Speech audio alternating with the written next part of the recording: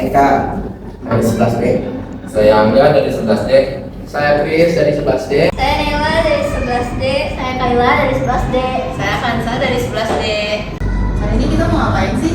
Kita mau ngebahas tipis soal data. Oke, langsung aja tuh Kak. Dari apa ya? Dari Kamboja kita mungkin ada filosofinya. Ada.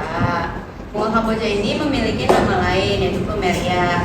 Dan bunga Kamboja ini sebenarnya bukan asli dari Bali loh. Lah, dari mana? Dari mana tuh? Bunga Kamboja ini asli dari Amerika, terutama Amerika Tengah dan Selatan. Tanaman ini dibawa ke Bali oleh para pedagang dan menjadi bagian integral dari budaya dan kehidupan spiritual masyarakat Bali. Bunga Kamboja terutama yang warna putih ini yang kita lagi pakai sekarang melambangkan kesucian dan digunakan dalam berbagai ritual keagamaan Hindu seperti persembahan dan dekorasi dalam upacara. Umat Hindu Bali meyakini bahwa mekaran bunga Kamboja pada sasi keempat atau bulan purnama keempat membawa berkah dan dianggap sebagai sari alam. Bunga Kamboja juga dikaitkan dengan dewa loh sebenarnya. Dewa Zeus. Dewa apa nih? Bukan dong, Kak Kris. Terus dewa apa tuh Kak? Dikaitkan dengan dewa Siwa dan digunakan dalam penyembahan kepadanya. Dengan cara meletakkannya di antara kedua telapak tangan yang menangkup, lalu di atas kepala atau diselipkan di telinga seperti ini. Kayak gini ya. Nah, bunga Kamboja juga melambangkan keindahan, ketulusan, dan kesucian dan dikaitkan dengan spiritualitas dan ketenangan jiwa. Tenang banget. Suci banget tuh ya. Suci banget.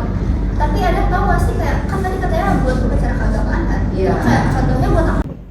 Biasanya juga bunga Kamboja dipakai buat ngeband. Sebelumnya ada yang tahu nggak ngeband itu apa? Apa tuh Kak? Jadi asal usulnya terkait erat dengan kosmologi Hindu, yaitu Panca Mahabhuta, seperti air, udara, api, tanah, dan ether. Tujuan utama ngeband ini untuk panca raga sarira agar dapat kembali ke asalnya. Ngeband ini punya filosofi loh guys. Jadi filosofinya itu Pancasrada, yaitu kerangka dasar agama Hindu. Yang pertama ada Brahman, Atman, Karmapala, Samsara, dan Moksa. Rangkaian upacara ngaben itu yang pertama ada ngulapin, nyiramin, ngajung kajang, maskara, mameras, papagatan, pakiriman ngutang, ngesel, nganyut, magelut. Jangan guys. Wow. Tapi kalau misalnya ngaben itu kita harus pakai baju adat Mas? Harus. Kan? Kayak ini dong, kita pakai udeng juga ya? Dong. Cowok-cowok kebetulan hari itu pakai udengnya. Ada filosofi nggak?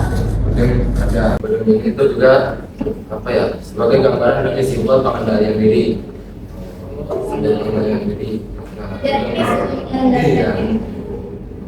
Kalau sedang ini tuh juga ada banyak jenisnya loh. Jenisnya tuh ada 3, ada udeng jajaran, udeng bebelatukan, sama udeng kepak darah. Nah, kalau udeng jajaran itu biasanya suka dipakai ke kuil atau kegiatan sosial. Nah, terus kalau udeng kepak darah yang suka dipakai oleh para raja. Nah, kemudian ada udeng bebelatukan yang dipakai oleh para pemimpin agama. Nah, setelah itu juga untuk upacara ngaben itu juga ada pakai kemeja gitu. Kalau untuk upacara ngaben berarti dia pakainya kemeja hitam yang memiliki makna yaitu apa ya, berkabung gitu lah, Berduka. berduka.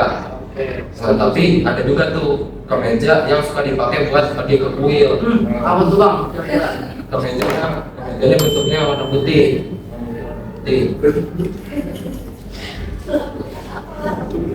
Menambahkan kesucian. Misal kayak Kamboja tadi ya. Ya, betul. 19. Kalau cewek itu ada tiga. Yang pertama ada pesnista. Itu yang pertama ada pesnista. Pesnista itu kayak nggak wajib buat pakai kebaya. Itu biasanya dipakai buat gotong royong kayak gitu. Kalau pura itu ada namanya payas madya. Itu dia nggak sama sih, mirip kayak payas agung. Cuma bedanya hiasannya tuh lebih sederhana.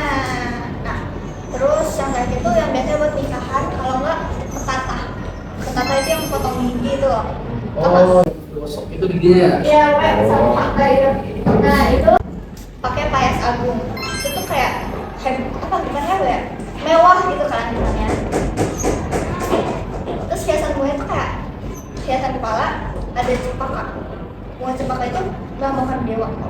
Dewa apa? Tadi ada bunga kamboja Dewa Siwa. Kalau ada bunga cempaka Dewa apa? Jadi kayak yang pertama ada cempaka putih untuk Brahmana, cempaka kuning untuk cempaka kuning untuk Dewa Siwa, sama kenanga. Ada namanya kenanga itu buat Wisnu. Lah, Kak Krisna. Sebenarnya saya blasteran kali guys. A few moments later. Aku udah aja bohong. Oke, mantep banget. Kita kayak satu orang blasteran di sini. Oke, betul. Blasteran Batak Bali guys. Nah, itu aja sih. Terus kalau buat makanannya ada apa aja deh? Tahu nggak sih kalian? Ya, makanan khas Bali itu ada namanya pai susu. Pai susu ini merupakan salah satu akulturasi budaya Bali yang terinspirasi dari kue pastry ala Eropa yang dari Portugis itu namanya pastel de nata. Terus juga terinspirasi dari pai susu dari Hong Kong. Lalu pada akhir tahun 1980-an, pengusaha Bali itu memodifikasi pai susu ini menggunakan barang-barang atau bahan-bahan yang mudah ditemukan di Indonesia maupun tepatnya di Bali supaya bisa menyesuaikan dari cita rasa orang-orang lokal guys. Beli kedoyan gitu ya? Iya benar.